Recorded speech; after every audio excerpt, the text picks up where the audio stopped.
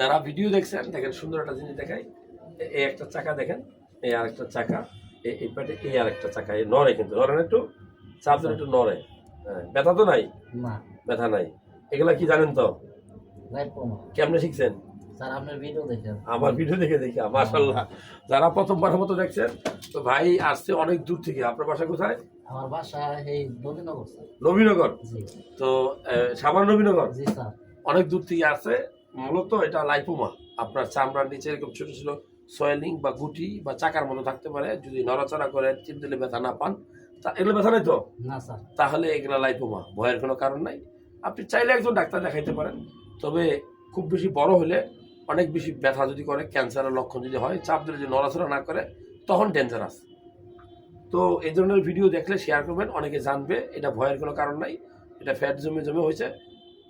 ভালো লাগলে তথ্যগুলো শেয়ার করে দেন।